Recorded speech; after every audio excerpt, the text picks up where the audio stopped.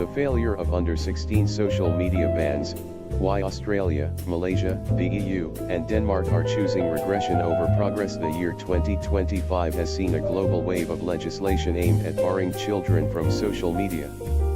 Australia passed the Online Safety Amendment, Social Media Minimum Age Act, prohibiting platforms from allowing accounts for those under 16. Malaysia followed with similar restrictions.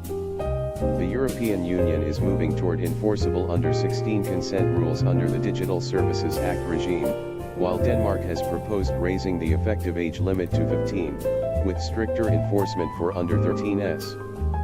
Proponents present these measures as necessary shields against addiction, bullying, and mental health harm. In reality, they are technologically illiterate, socially regressive, and almost certain to fail. Under-13s and teenagers are vastly more competent than policymakers assume. Bans drive behavior into unregulated spaces, and the policies entrench rather than reduce inequality. The progressive alternative is not prohibition, but the deliberate bridging of the digital divide through universal access, education, and empowerment. The technological naivete of age verification regimes. The core assumption behind every one of these laws is that accurate, large-scale age verification is possible. It is not.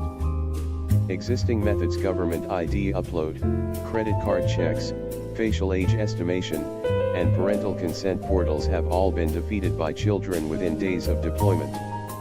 In the Australian age verification trial conducted in 2024, teenagers bypassed the system using VPNs, fake IDs generated by freely available AI tools, and simple date of birth spoofing.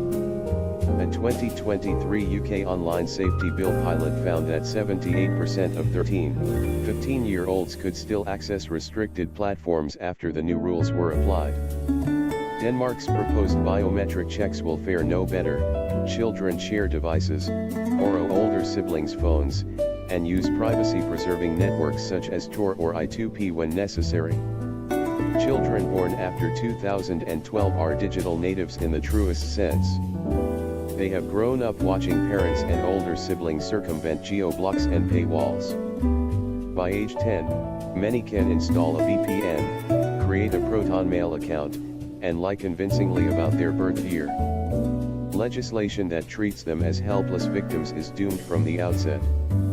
Driving children into the dark forest. Prohibition never eliminates demand, it merely displaces supply. When mainstream platforms become inaccessible, teenagers do not log off, they migrate. The destinations are invariably less safe: private, unmoderated Discord servers, end-to-end encrypted Telegram supergroups, gaming voice chats on Roblox, Fortnite, and Steam, emerging anonymous apps deliberately designed to evade regulation. These environments have weaker content moderation, poorer reporting mechanisms, and far higher concentrations of predators and extremist recruiters. A 2024 study of Australian teenagers after the passage of the ban found that 41% had moved to Discord or Telegram within 3 months, with self-reported exposure to harmful content actually increasing. The ban creates the very dangers it claims to prevent. The regressive politics of selective enforcement. Age verification systems are not class neutral. They require reliable internet, digital documentation, and often a credit card or biometric scan. The families least likely to possess these are the same families already marginalized: low-income households, recent migrants, indigenous communities in Australia, and rural populations in Malaysia and Denmark. The result is a two-tier system in which privileged children continue to use social media openly, with parental VPNs or second devices, while disadvantaged children are either excluded entirely or pushed into the unregulated spaces described above. Far from protecting the vulnerable, the bans widen existing inequalities and punish honesty. The historical pattern: moral panic, not evidence-based policy. Every transformative communications technology has provoked the same cycle: initial euphoria, followed by moral panic, followed by demands to protect the children through restriction. The printing press was accused of corrupting youth, radio was blamed for juvenile delinquency, television was said to rot brains. In every case, The long-term solution was not censorship but education and inclusion. Countries that rank highest on adolescent mental health and digital resilience: Finland, Estonia, Singapore, South Korea invested heavily in mandatory media literacy curricula from primary school onward, ensured universal broadband access, and treated children as citizens in training rather than threats to be contained. Bridging the digital divide, the genuinely progressive path. A forward-looking policy agenda would contain 4 pillars: universal digital literacy and critical thinking education, beginning no later than age 7 and continuing through secondary school. Curricula should cover privacy, algorithmic bias, emotional regulation, and harm reporting with the same seriousness as road safety. Public investment to eliminate the homework gap and the participation gap. Every child, regardless of postcode or income, must have a device and high-speed internet at home and at school. Regulatory pressure on platforms to implement strong default protections, strict privacy settings, time limits, aggressive predator detection, while keeping access open under supervised conditions. Recognition that adolescence is a period of guided risk-taking.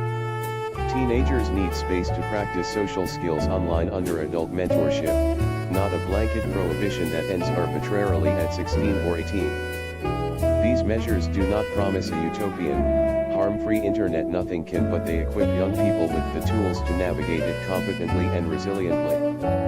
Conclusion: the under-16 social media bans in Australia, Malaysia, the European Union, and Denmark are destined to fail for the simplest of reasons: they underestimate children, overstate technological fixes, and mistake prohibition for protection. They represent a retreat into 20th century thinking at precisely the moment the world needs 21st century solutions. History will judge them the same way we now judge attempts to ban rock music or video games, as embarrassing overreactions driven by fear rather than evidence. True progress lies not in building higher walls around childhood, but in giving every child, rich or poor, urban or remote, the knowledge, access, and confidence to thrive in a connected world. Bridging the digital divide is difficult, expensive, and unsexy compared to headline-grabbing bans. It is also the only policy compatible with living in the year 2025 and beyond. Anything else is moving backwards.